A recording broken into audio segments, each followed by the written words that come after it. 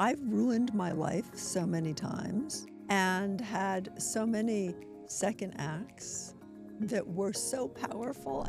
Loving yourself is really about accepting that perhaps at the moment you're not who you're going to be a moment from now. But we have the ability to change. How you feel in your own skin is more important than how you look. Happy New Year and welcome to Second Act, the podcast and community for women in midlife who refuse to fade into the background.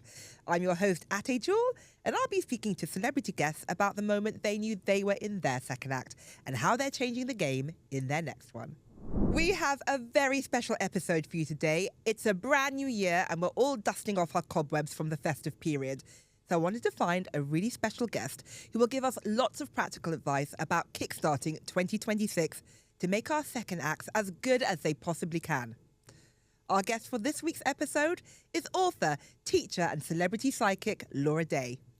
Laura has spent over 4 decades using intuition to help high-profile names, including Demi Moore, Nicole Kidman, and even billion-dollar companies identify and achieve their goals. And now she's here to help us. Listen in for tips on how to find love in 2026, what to do if you're having a career crisis, and the best tips to combat feeling stuck in midlife, and even how to find love and more. Laura Day, welcome to Second Act. Laura, I am so overexcited that you're here at Second Act. Thank you so much and welcome. Thank you. I would love to kick off and ask you, could you please summarize your first act in 3 words? Being a child, raising a child, being a child again. Oh, that's beautiful. So what does being a child mean to you? Playful, freedom?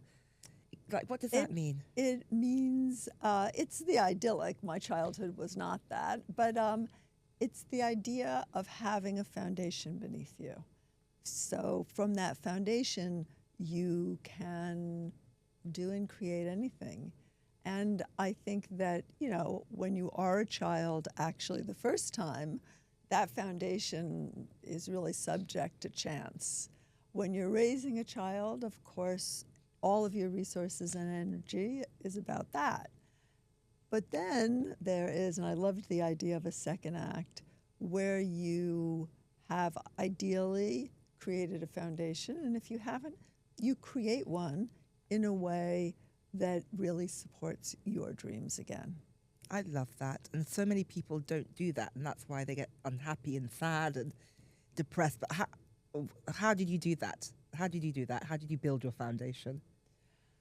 I think that one of my life's great gifts is that if I had gotten stuck in what happened to me or what I didn't have or what I wasn't or how I was unprepared, I would have I would have self-destructed, as did my brother and sister. I was really always very focused on, what's the can do in the situation? Like, there's a lot of can't do, but what is the can do? And I was speaking to someone about purpose yesterday, and she said, well, how do I find my purpose? I'm like, your purpose is in this moment. What's meaningful? And that's really what the prism is about, are those tiny changes where you move forward. And in moving forward, surprisingly, you end up leaving the baggage behind and taking what is truly precious, because the reality is what is precious becomes you.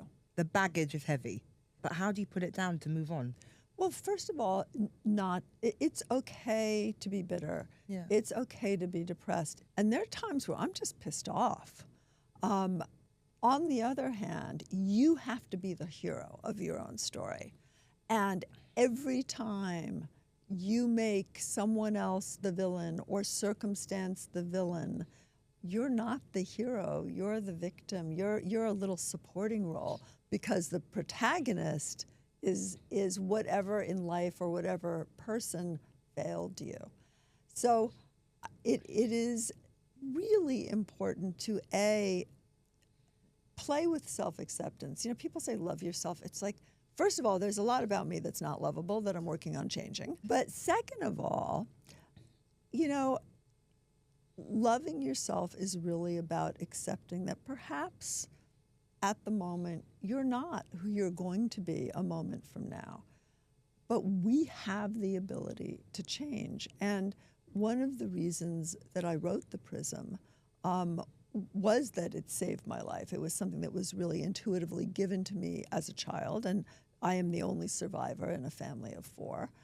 But also because we're taught that somehow if we work harder, if we're better, if we're smarter, prettier, if we are more good, if we look more deeply inside, the answer is going to come. But no, because you are your habits, you are your beliefs.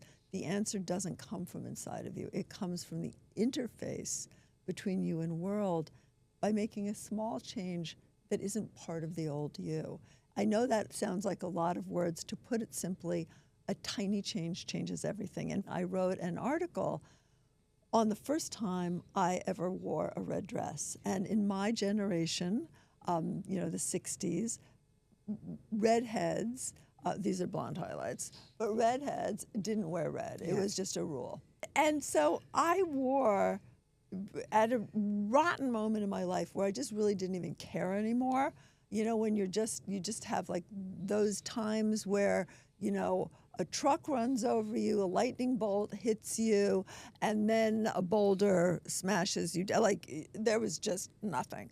So it was one of those moments. It was actually a book party that I had to go to, and the dresser just said, "Why don't you wear this?" And it was my size, didn't have to get alterations, and so I just said fine, and it was a red dress. But I really didn't even care. So I wear this red dress. Literally, my life changed that night. There's nothing magical about it. I mean, I'm just a navy blue traditional kind of person, and I'm an introvert, and red is an extroverted color. So what happened at that party? All of a sudden, people approached me more dynamically and aggressively.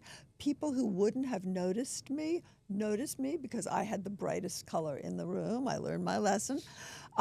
And those relationships, those connections endured. And it was a really important aha for me, because I realized that a tiny change, doing one thing that was completely out of character, opened up a world that was right beside my world, but that was not accessible to me. It was another dimension. It was another dimension, sitting next to me on a train, but another dimension, absolutely. And we don't realize, because it's big business to say, you are powerless, your time is past, you should have gotten a degree, but you didn't, and now it's too late, you know, blah, blah, blah. It's big business to sell people their inadequacy. The reality is we are incredibly adequate and powerful. And when we allow ourselves to be in reality, because only reality creates real results. Fantasy tools create pretend results. But when we allow ourselves to be in reality, which we can only do when we have the idea that perhaps we can change that reality, otherwise it would crush us a lot of the time, then all of a sudden we tap into that alchemic power of being human and the fact that the world is full of everything we need. If you are not wanted, if you are not in a place you're needed, if you're not in a marriage you're supported, you are in the wrong place. That's not the world. That's just the wrong place that somehow in that early part of your life you learned to connect to.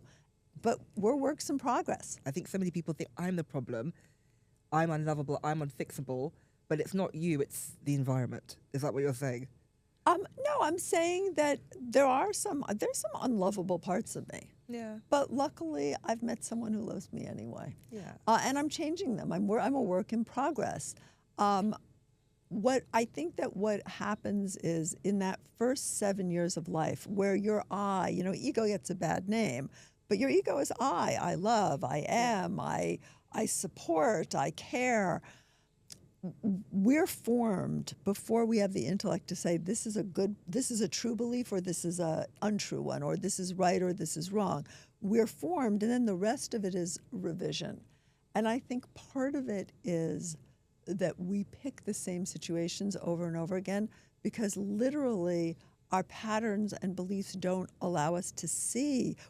Studies show we find what we're looking for, and we look for the same things. That's why communities are important, self-help is important, conversation is important, walking into the occasional wall is important, and we stay in situations because we can't see other than what we've always seen. It's comfy.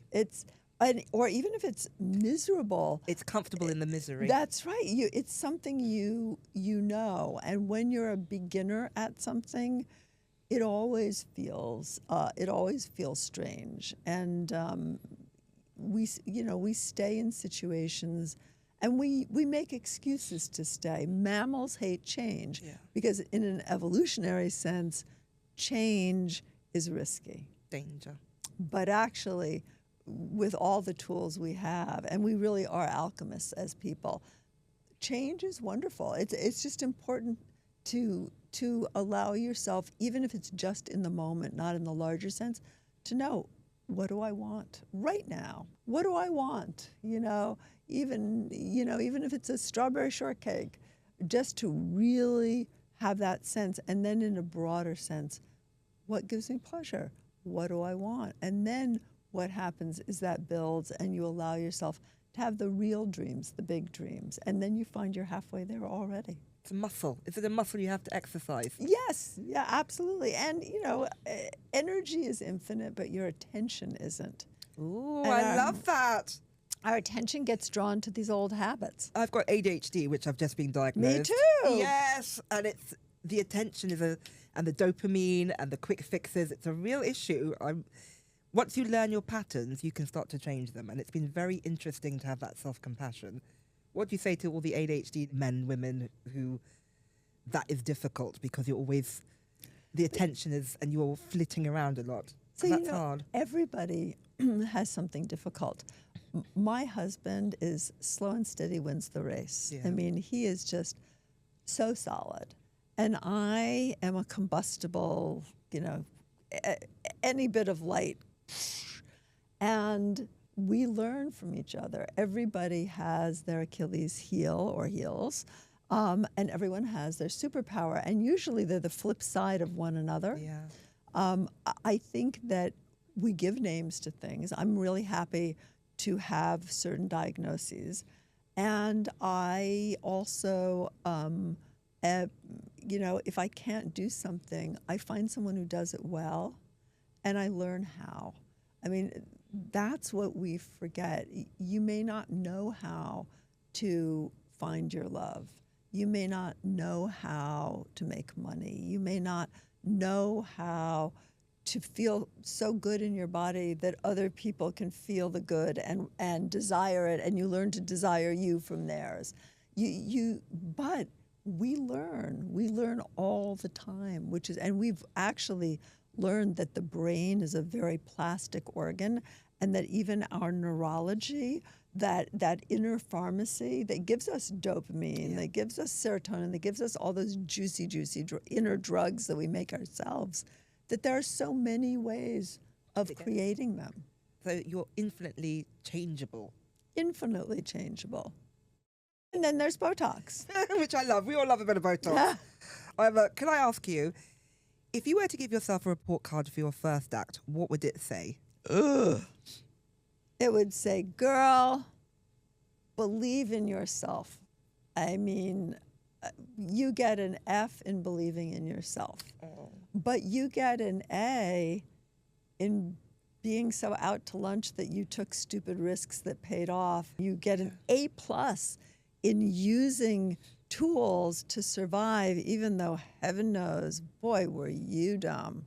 That's so, well, God bless you for saying that, because I can relate to that about the intuition. And honestly, being delusional saved my life. One of the things that I speak about in the Prism is that each part of ourself that creates things in the world, like a family or wealth or a career, they have defenses.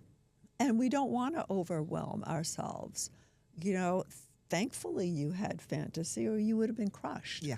And so fantasy was a useful tool. Then, the problem, exactly, the problem is when people don't use new tools for new results. And that's really what I teach. And that's what intuition is. Intuition is, no, it's not something you know, but it's something that's out there.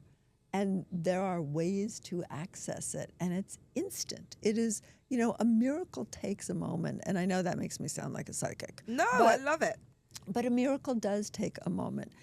A chance encounter with a job or a love, a flash of insight that is powerful enough to make you do something that's out of character. People love the phrase, oh, this resonates with me. I'm like, yeah, well, if it resonates with you, it's not going to make any change. Ooh. You know, pick the thing. When people use this, because this is really about how do I see, okay, I want this in the world, and then I go to that part of the book and it suggests a few changes. Don't pick the one that resonates with you. Pick the one where you say, that's safe, but you say, I would never do that. Do it. That's Try it where on growth for a is. day. It's so true. It's habits. It's little habits that make you grow. And that keep you stuck. I mean, your habits are, you know, your habits hold it together, but your habits also keep you an old version of you. And so ritual, and I love ritual because repeated ritual is a way to create a new habit. And it always feels so weird at first.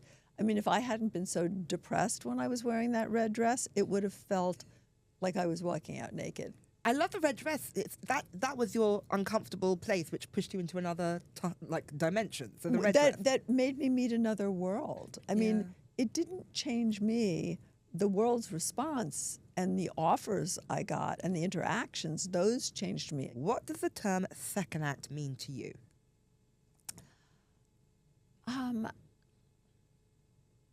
That's a really interesting question.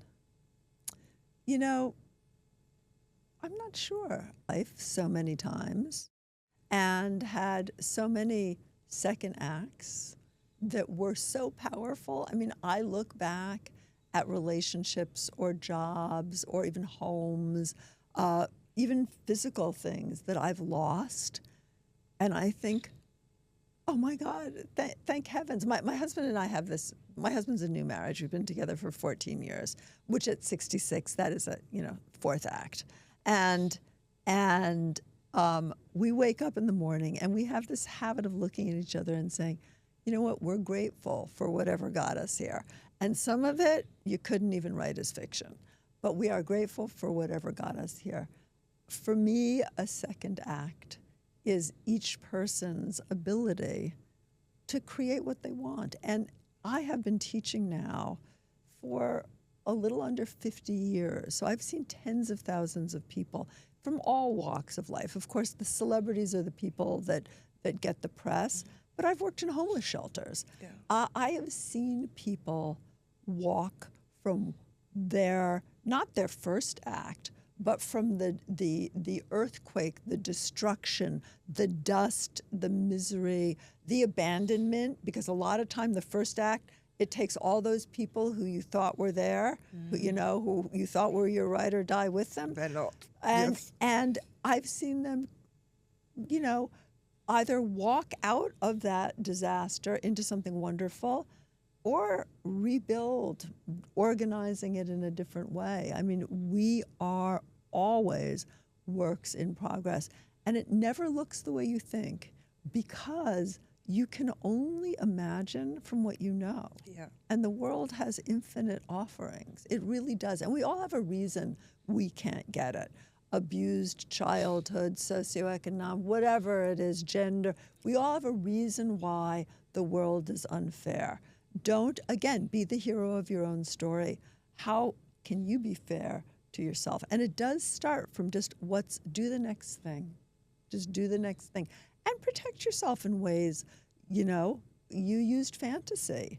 I used intuition. I downloaded this when I was 5 years old. I just didn't know, it didn't become a part of me until I needed it again when I was older. That's amazing. And I do believe in downloads. It just came to you. It just came to me. Well, and that's, that is the ADHD brain, where it doesn't become a part of you. You don't remember it, but it comes through you. And it came through me enough that when my brother and sister committed suicide within 2 years, I'm so sorry. it came onto a page, and it became this wonderful gift that I have to share with others. That's so painful. And it's always the way in families where you have someone who is a survivor and they can carry forward, and sometimes people they get crushed, they break, and it's so sad. And thank you so much for sharing your gift. And I'm sorry you went through that. It is. I don't believe that what doesn't kill us makes us stronger. Sometimes what doesn't kill you does kill you ultimately, or harms you, or makes you live with unbearable pain. But I think that it also very much gave me a purpose. My mother also committed suicide when I was 14, and it gave me a purpose. It made me ask the question, what did I have that helped me survive? Because I wasn't the smartest, I wasn't the prettiest, I wasn't the boy, which in my generation gave you an advantage. What was it? And the answer to that question has given my life purpose, which I love, because at an age where a lot of my compatriots are traveling and shopping and lunching, which I don't like either of the three that much, I really have a second act. I have my purpose is to share this. And to heal and to help. Can I ask you, what was the moment you knew you were in your second act? I've had, you're a lot younger than I am. I've had a lot of second acts. My last second act, which for many of you young people listening is probably going to be your fourth act, was when my husband wanted to get married. I was not that sure because I had had the longest divorce in human history. How long? I was 2 years. 10. Just over 2 years. I thought 10, a decade. Oh my God. And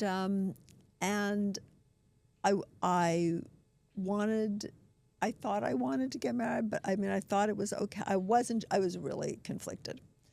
So I said, okay, but let's do it in our kitchen, and I don't want a lot of just our family. Like, I don't want a whole bunch of guests. Like, I was avoidant around it. And the minute I said I do, and I looked around the room at the children, and I looked at the warm kitchen where we had gotten married, and I felt his arms around me, I burst into tears, and I thought, wow, resisting all the way, I just did the smartest thing I've ever done. And it has. That was, more than a decade ago, and it was the smartest thing I ever did. And it was against every bone in my body saying, don't do this again. You've had your kids, you've built your life, don't do this again. But I did, and again, I followed something that wasn't dangerous, but that was not something that I was really drawn to do. And it ended up being incredible because the commitment of saying, I am your person and you are my person, we both had first marriages, and was what really changed things in a powerful, powerful way, a way he knew about, but I didn't expect. It does change when you claim someone in that way in front of your friends and family, in front of whatever. I refused to do it in front of friends. Oh, it was just family. It was just the kids. Oh, I love that. Because it was just more primal? No, because if I changed my mind, it wouldn't be a big deal. And because I think deep inside of me at some point, I thought, I have had relationships for reasons of building a certain kind of life, or I needed to work and having a partner who would be there.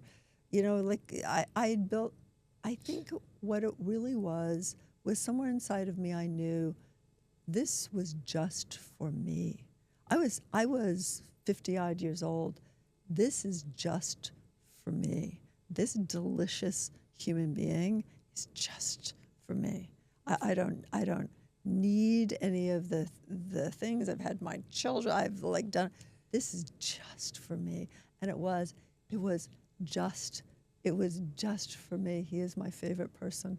That's so beautiful. It gives me hope, because I was just saying literally this morning to a friend, I'm never getting married again. I said that too. I'm not going to put myself in a cage again. And I'm like, listening to you, you're making me, because I'm quite romantic. I'm like, oh, maybe. See, I'm not my husband's a romantic. I'm not a romantic at all. I was like, done that, been there.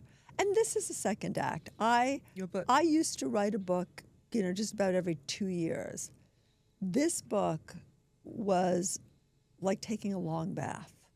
My last book came out in 2009. Wow. This came out in 2025, last year in the spring. And so I took 16 years. Yeah.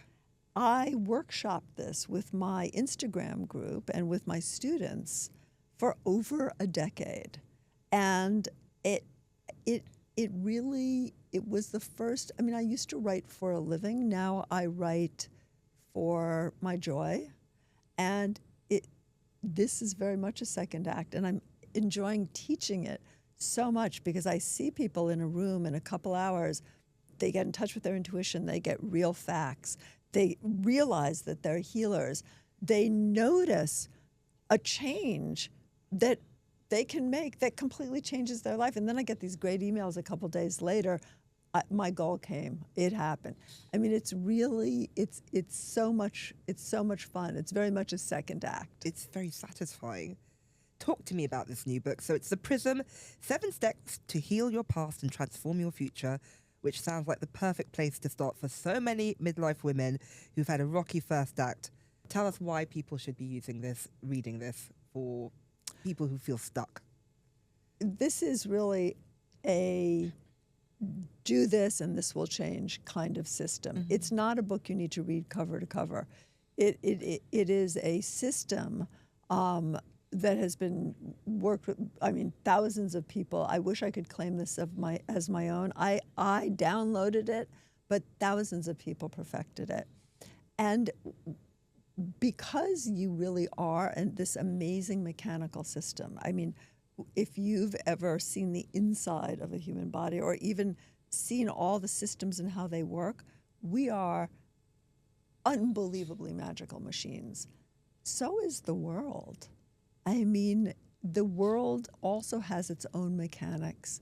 And what the prism is how do you change your vehicle in a way that you change the world you live in as well? Because I live in an apartment building. Each of us live in a different world, but with tiny little changes, like wearing a red dress.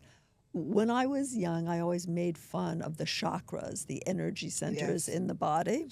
But actually, if you look at how our endocrine system, how our chemical powerhouse is made, it really makes sense that different areas of your body control different areas of your life. And the prism really, again, doesn't say, read me from cover to cover and make these big laborious changes. It says, this is what you want. Go to that chapter, make one tiny change, and notice what happens. One of the things that I'm scrupulous about as a teacher, as an intuitive, is that things be evidence-based, because belief is a beautiful thing, but it's a risky thing to lead your life with. It's important that when you make a change, you know what to expect from the world around you. And if you make a change and that doesn't happen, then you need to make another kind of change. It's very important to live in dialogue as we do with our own bodies, with our families, with the people around us, with our world, and with our future. Fascinating. In your book, you talk about your second act, about splitting from the father of your son, Samson. How did that propel you into following the career you have now? Because that's an earthquake, isn't it? That is an earthquake, yes. I left basically when I was pregnant. Oh, After wow. 16 years That must with have, no visible means of support. okay, that must have been, no woman does that unless it's like, whack, whack, whack. There was a red light going off. I had to make a lot of money quickly, and I didn't realize that intuition, that this weird ability of mine to be able to find details in the future or experience what someone else was feeling or go through the human body and find the area of disease for a doctor, not for people. I didn't realize that could actually be a career.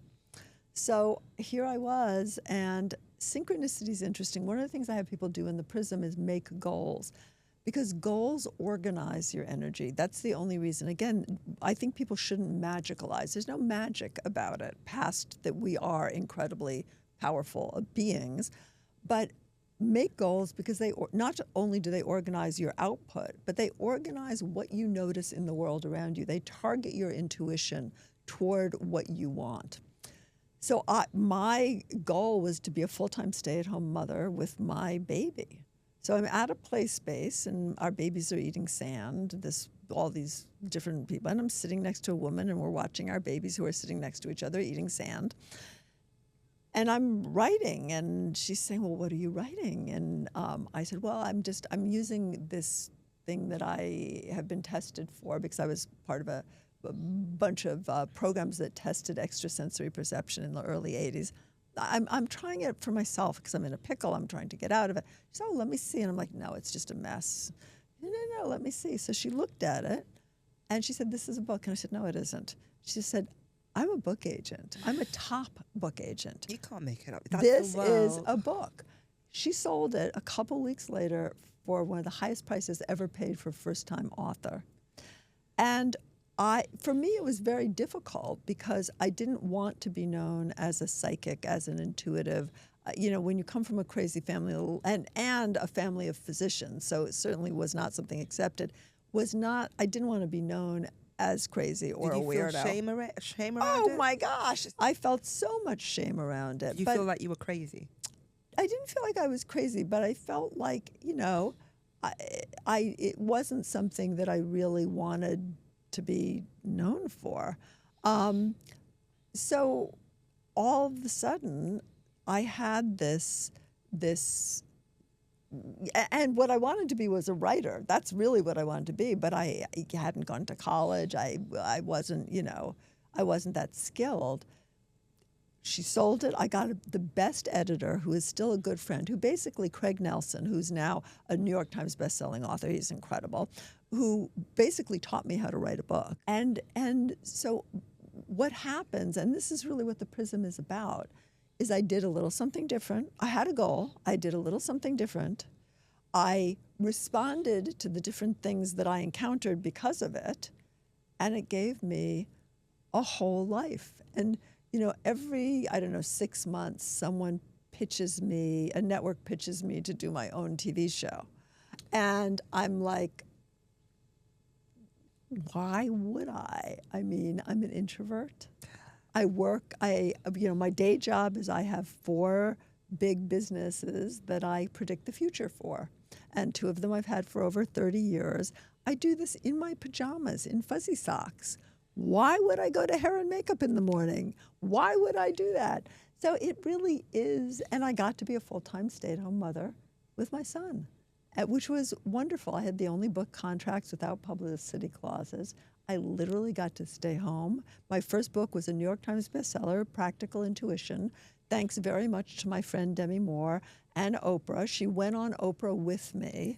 And I didn't have a TV, so I didn't know what Oprah was at that point. Are you kidding me? And Oprah Goosebumps. is the best interview. I mean, she's so amazing what she draws out. But and this is the early 90s or mid 90s, 1996. So Demi basically puts me on a plane, takes me to Oprah, goes on stage with me, holds my hand. Oprah's holding my other hand. And they made this book a New York Times bestseller. And I was just on Oprah again after, almost 30 years. I love her. For this book. And it was and Demi came on the show with me from a camera, which was a surprise to me. They didn't tell me till the night before. I would have strangled her if she hadn't told me, because I hate surprises. But she came on. It was so much fun. It was a complete full circle. That's beautiful. Of the first act of how I moved from the bridge from the first act to the second.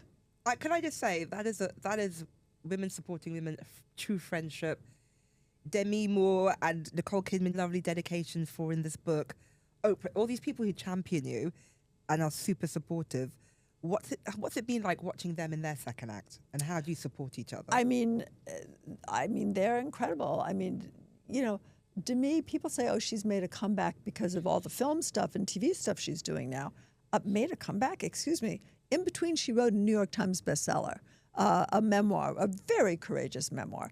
So her second act isn't her career rebooting as an actress. It was, wow, my children are grown. I can, do something for myself. I can expose myself in a way that I might not with young children. Yeah. And she wrote a New York Times bestseller, and it's been just stunning. And Nicole, other than being a brilliant actress and an incredible mother, I mean, she's raised two beautiful, successful, ethical, moral girls, as has Demi.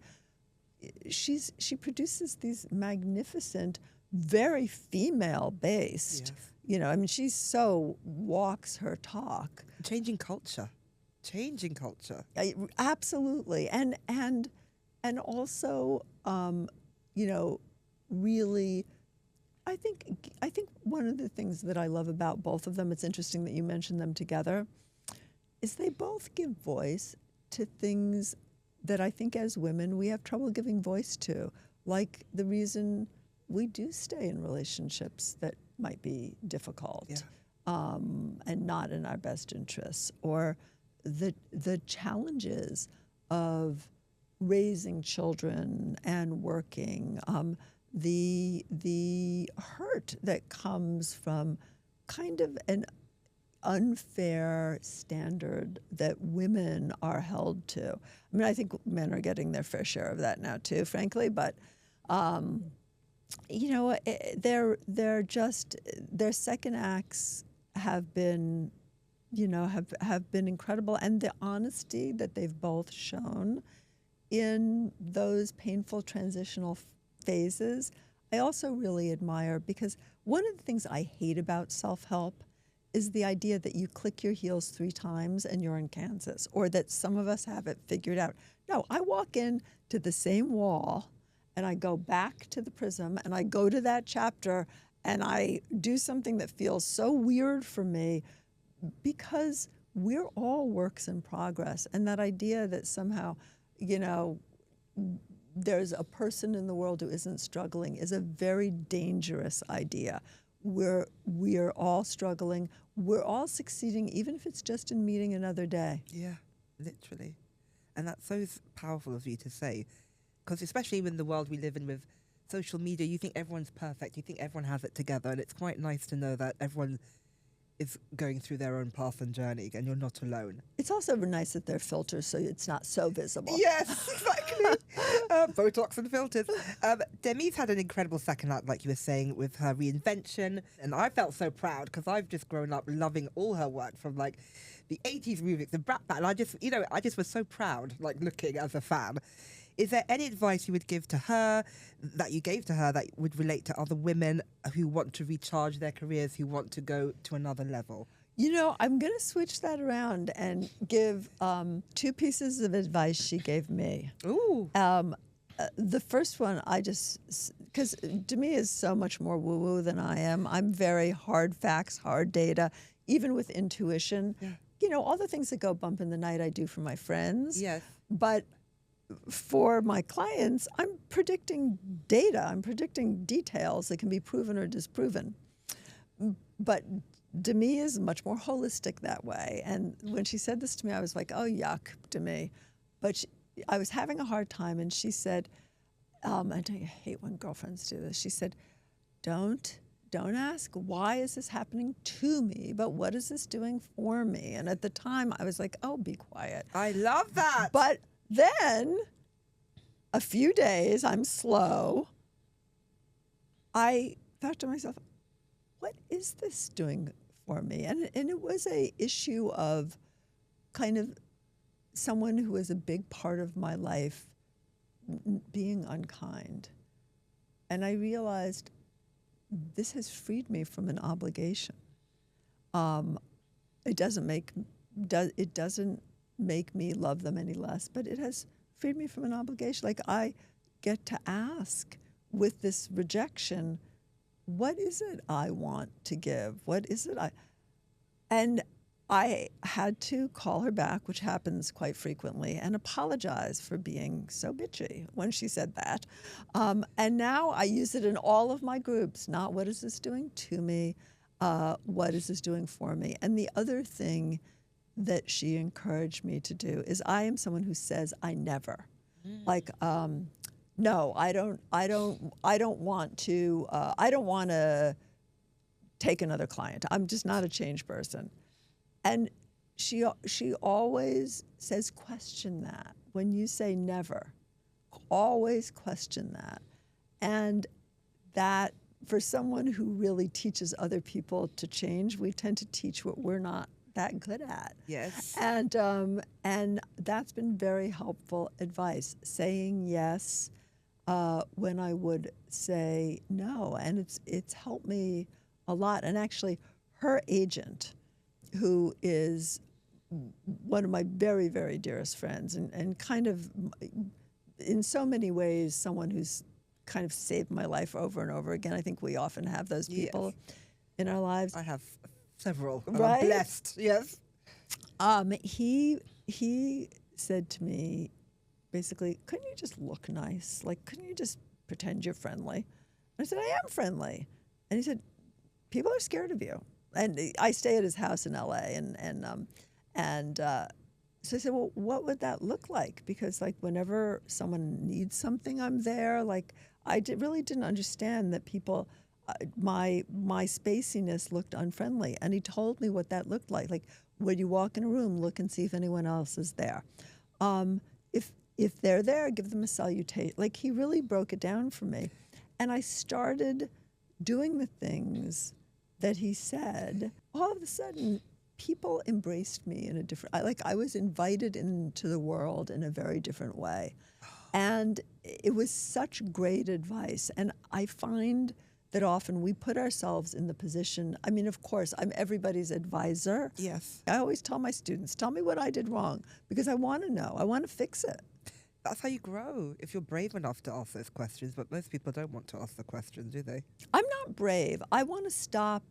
I want my life to be easier. I don't want to be brave. I'm not a big believer in bravery. I think be a coward, do it safely, do it with a minimum of pain. Yes. Treat that pain if you've got pain, whether it's with breathing, exercise, good psychopharmacologist, whoever it is. Yes. I'm not a big believer in bravery.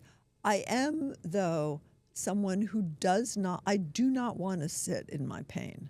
I even though leaving my pain means leaving beloved beliefs, leaving baggage that I think of as a treasure until I see it from a distance, even leaving people who are precious to me but can no longer have the same role in my life. What motivates me is I want to wake up in the morning and really feel good being alive. And I want to create what I envision. You know, when I envision something, I want to be able to create it. I don't have to believe in it, but I want to know, I want to have proof that if I put one foot in front of the other, I'm going to get there. So we're in 2026 now. What is the best way that someone can reset for the new year?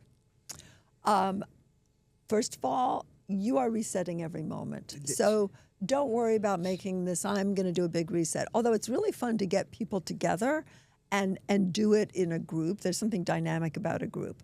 Have goals. In the Prism, the first thing I ask you to do is what are your 3 goals right now? And they don't have to be reasonable, because you will create them. You'll be surprised. You will find a way. But you need goals to contextualize that energy and how you take in what your intuition directs you to in the world. Put one foot in front of the other, no new damage, like really as a foundation. Is this frenemy new damage, that friend who's really interesting but you always feel worse about yourself afterwards, or spend too much money? Is this behavior new damage? No new damage. The other thing is really find systems. There's so many like master classes. Learn, a new beginning in anything requires new skills. It's not that you can't do what someone else can do, it's that you haven't learned to yet. So really embrace those new skills in a way that doesn't overburden your life. The other thing is that you are a system. You don't have to make a million changes. You make a tiny, tiny change. One of the things intuition teaches us is to take a step back. Because intuition is perspective. It's what's the real data, not how do I feel about it. The dances you don't want to do, whether it's with a partner, a child, a boss, begin to lead by being in yourself, in your own prism. Also realize that everything is an altar and everything is a ritual. The way you eat, if it's punishing, that's not a healthy ritual. Eat in a way that's not punishing. And maybe that is having something yummy for breakfast. Yeah. If your desk is messy, is that mess your creativity and abundance, or is that mess your hopelessness? It's really important to make altars and rituals mean what you want them to mean so that they support you. And everything is an altar, everything is a ritual. It's like, do things which are going to help you or hinder you. It's very so the rituals are helping you. Absolutely. Well, and also our rituals really define how we experience the world and the world we see. I see these people with green juices that make me gag just looking at them. And I'm thinking, that to me would be a very punishing ritual for my body. A nice steamy, creamy cup of coffee, that's a very nourishing ritual for my day. Yes. And so and sometimes you need to give meaning. So I don't particularly love washing dishes, but I got this natural jasmine scented dish soap. Yeah. And when I wash my dishes, I have a ritual of washing away in my subconscious anything that I want to cleanse from. And so doing dishes is a healing time for me because we have to do a whole bunch of things we don't want to do.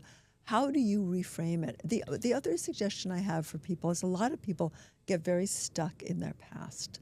And the past is a great place to be stuck because you don't have to do anything about it. You can be nice and lazy about your past. Your future, too. Worry is actually a very easy place to get stuck because you don't have to do anything. You only have to do something in the moment. So make yourself the hero of your own story. That doesn't mean lie to yourself. If you were harmed, you were harmed. But focus on the, wow, go you survived. That's the important part of the story, is your strength, is your initiative, is your survival, is even your ability to endure for reasons you don't know.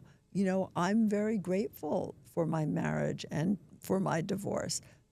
With 2020 hindsight, my marriage and the man I was married to gave me some very important things for my life and survival, including my beautiful son, along with the toxins. And I hope dearly that I did the same for him.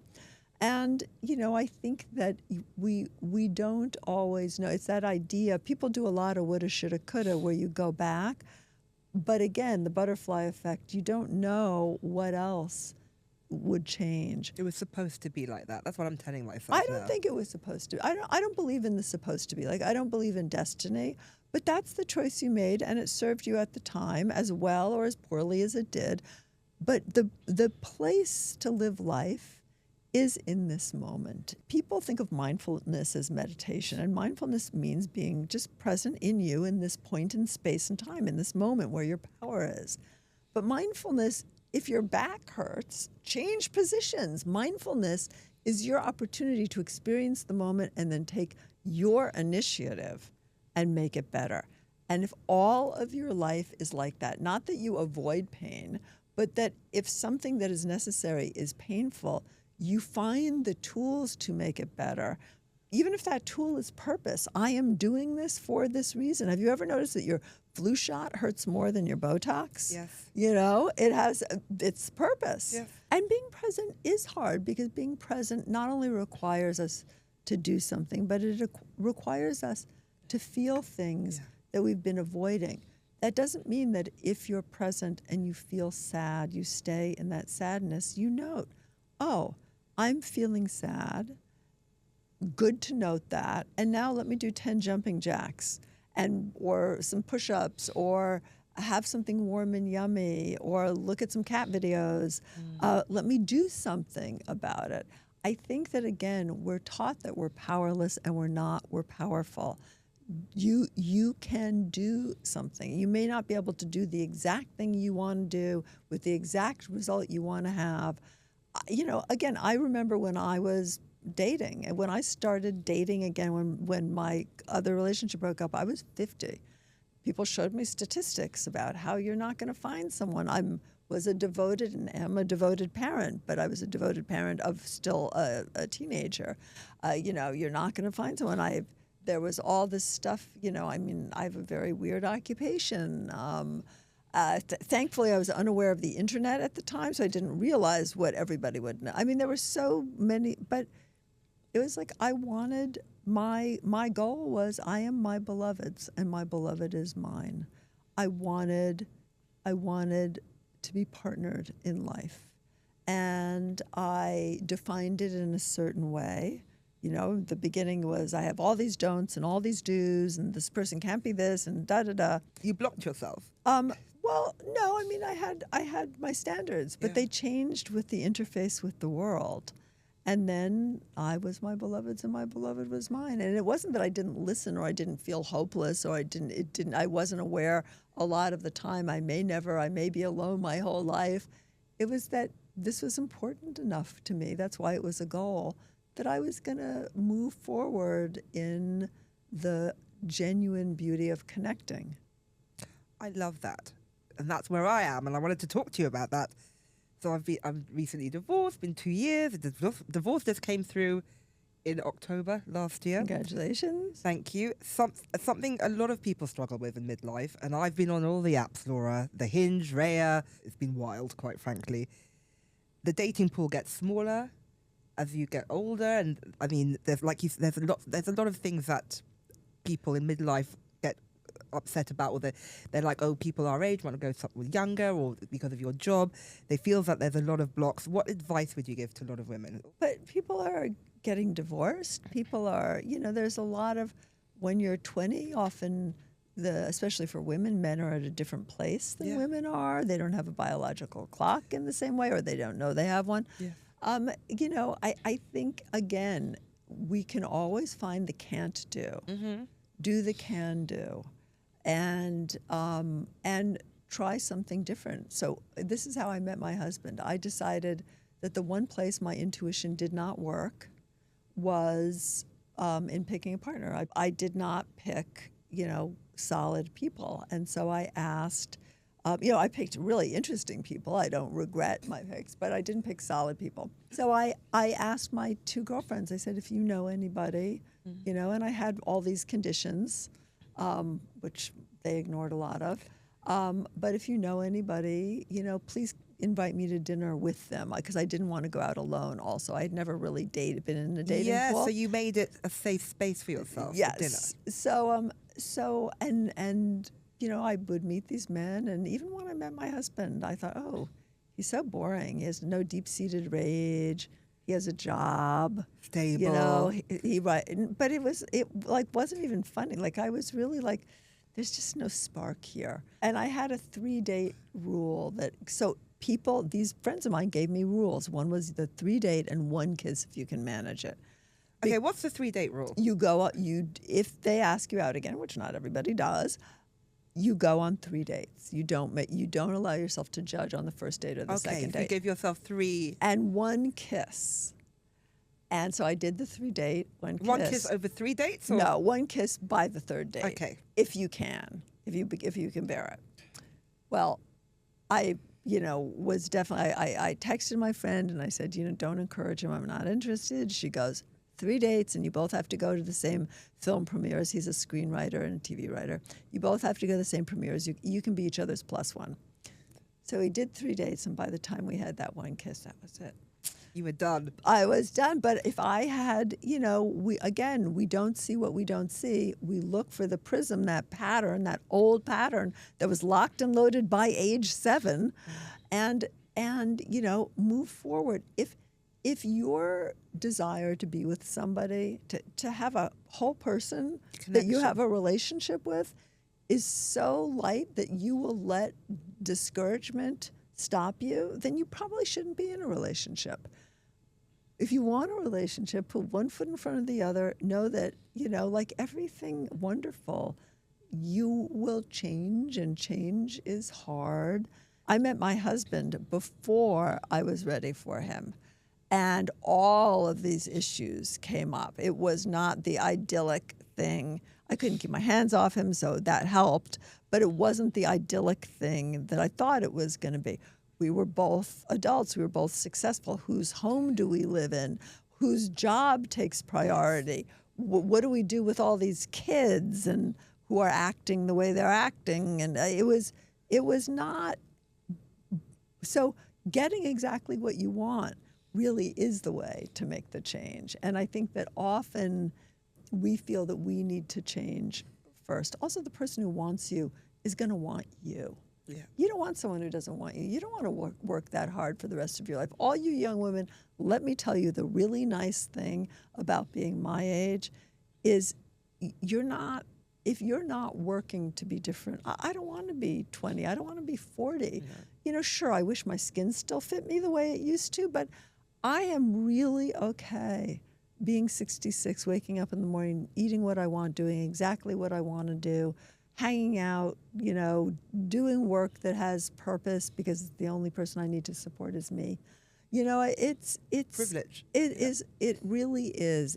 You can't imagine from one place the beauty of another place because you haven't been there yet. And it is our job to find beauty. One thing my husband taught me, because I thought love was about, you're in love and then you can fall out of love. And no, my husband said, no, love is something you work on every day, and I think that that's true of all of our existence. It's something we work on every day. And it isn't, sometimes you can rest in it. And sometimes you need to apply a little elbow grease. Yes, it's the garden that you tend to, and it will be beautiful if you tend to it and water it. And, when you love somebody, I think especially as women, this may be true as not being a man, I can't speak for men, but speaking for women here, we think, oh, my stretch marks from having a child, or the fact my skin doesn't fit, or blah, blah, blah, or the wrinkles around my eyes, or the fact that I am not even human until 10 a.m. or, all of these things and these challenges, they it's a reason that I can't A, B, C, D. Yeah. No, the only reason is that you've given those elements that power. If you want to connect, you will connect. And it really it doesn't start by going on a dating app. It starts by having really great dates with friends. It starts with wearing pretty nighties to bed if you like that. It starts with taking long baths and not forgetting to put cream on your skin. It starts with your being in that state of love.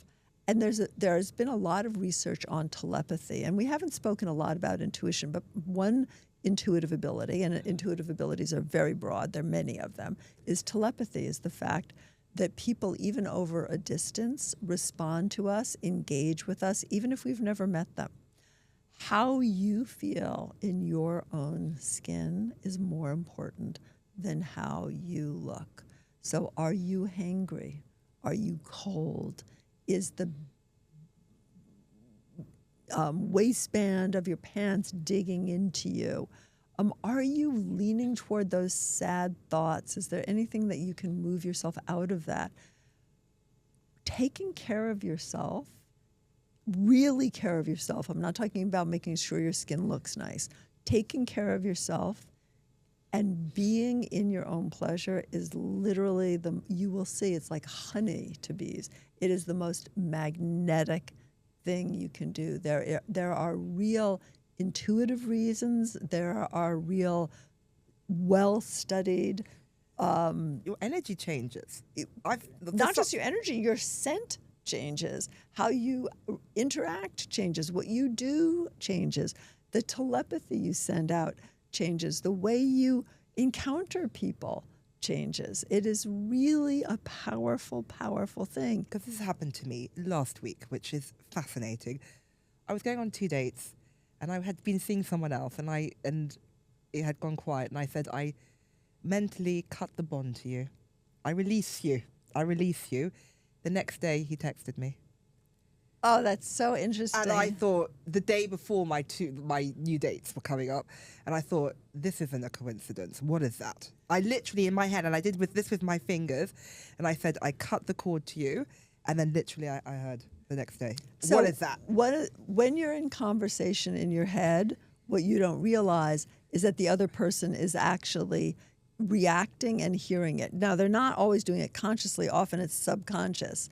But when you stop, and the best way to stop telepathy is to think of a conversation with someone you want to have, like your next employer, or someone who will adore you, and shift every time, shift it. And sometimes you have to do it 100 times a day if you're feeling particularly obsessive. What does happen is because you're no longer having that conversation here, they often pick up the phone. That's an example I use all the time. And that's reaching out to them. Well, your telepathy is reaching out to them. Your stopping the conversation is, I'm not talking to you anymore. And then because they're not having the conversation and they want to, they re-engage. Oh, it is. So this is not something that everyone can develop within themselves? Everyone's already doing it. They just don't realize it. They don't realize it. And one of the things that I teach, and one of the things that the Prism teaches you, is if your partner's coming home with, ready for a tangle, like with their back up, and you've been perfectly nice, what have you been doing in your head for the 15 minutes before? Have you been pissed off that the clothes were left out? Because people don't react to what's in front of them. They pretend to. They're reacting to what's actually going on. Yeah. And so you want to work that through, and how do you work that through? You say, you know what?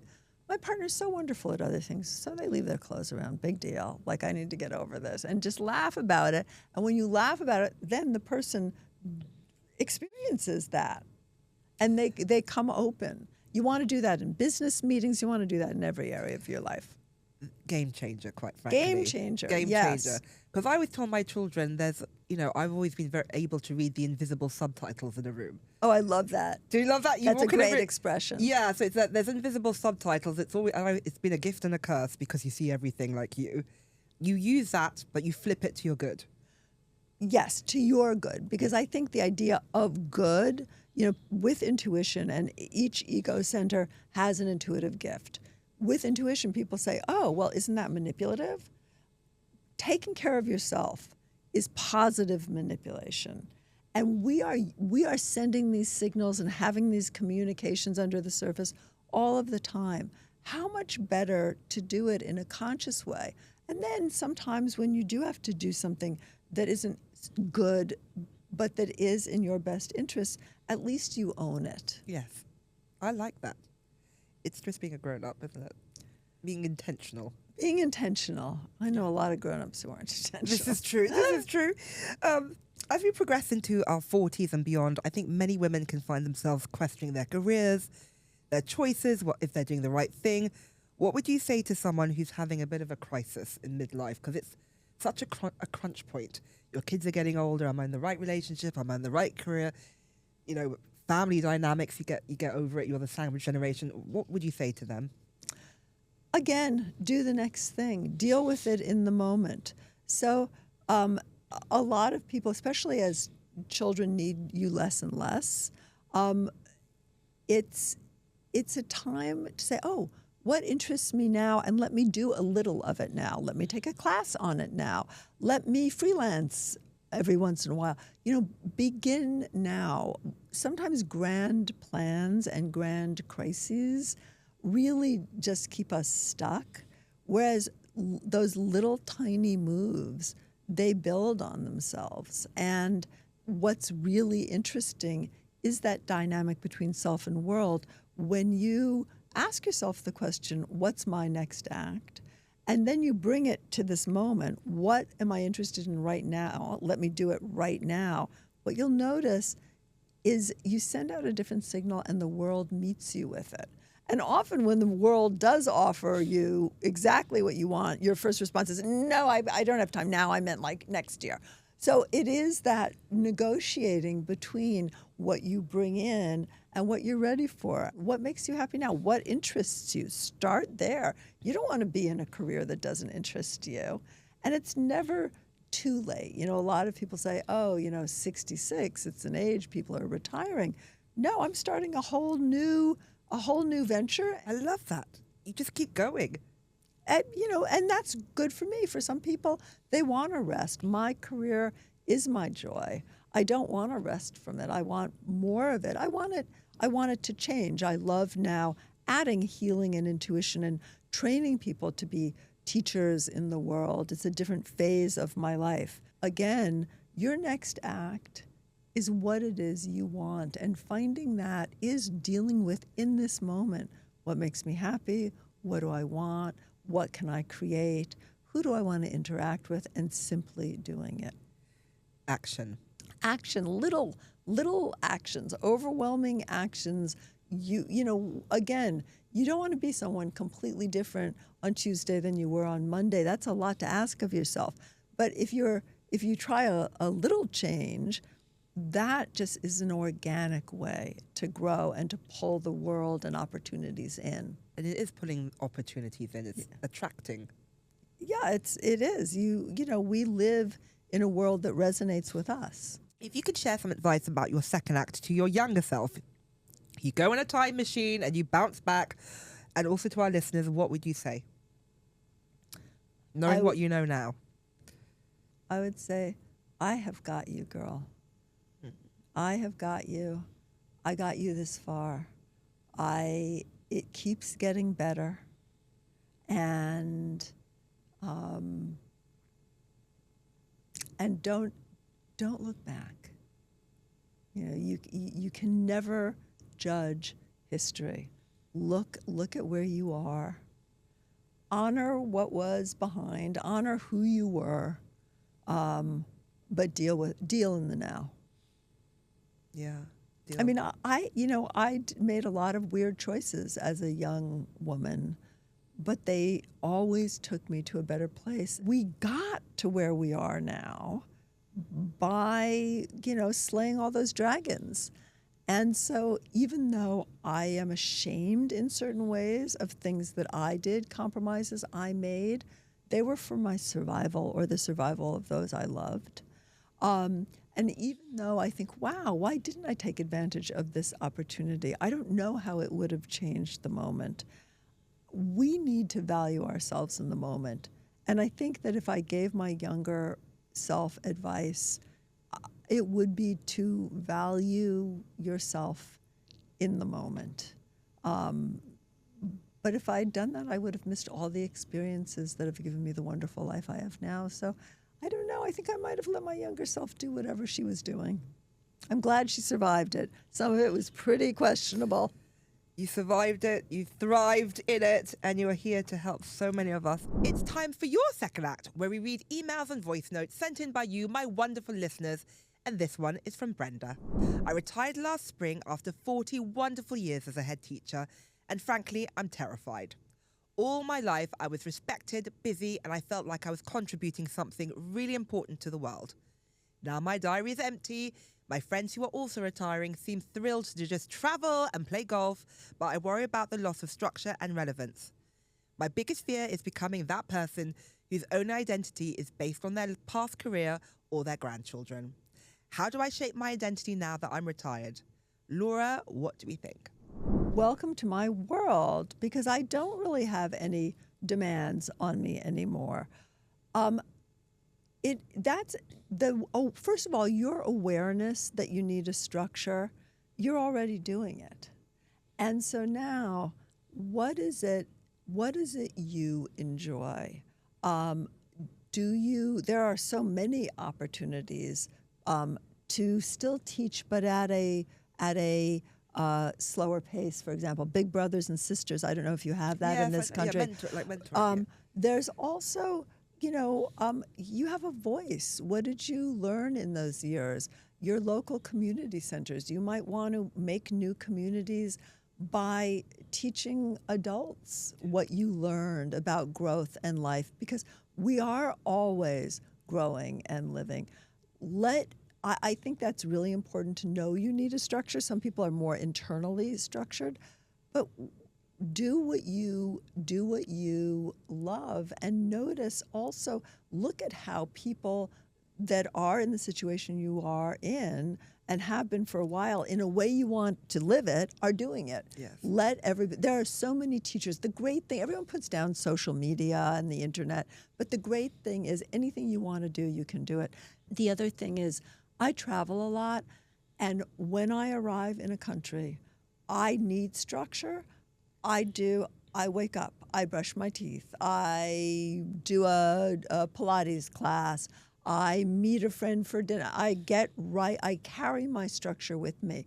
Begin to play, have fun, have curiosity about what structure do I love now.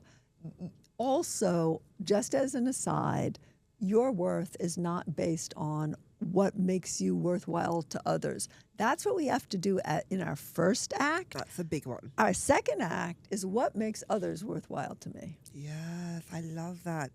I had a lot of validation from my work. Like, I needed the pat on the head from it. And then when you put that down, everything gets better. So thank you so much. I hope that helps, and you will be having a new wonderful adventures. That's what the second act is about. Thank you. Thank you. Laura, I will now be calling you the Dragon Slayer. Thank you for coming on Second Act. That was absolutely wonderful and has been so healing to me personally, and I know to all our listeners. Thank you so much. Thank you so much. Thank you for listening, and I always want to hear from you. So please send in your thoughts, feelings and dilemmas to secondactpod@hellomagazine.com. Please rate us if you're loving Second Act, and if you'd like more of the best midlife content, you can find more via the Hello Magazine website. And I'll see you next week.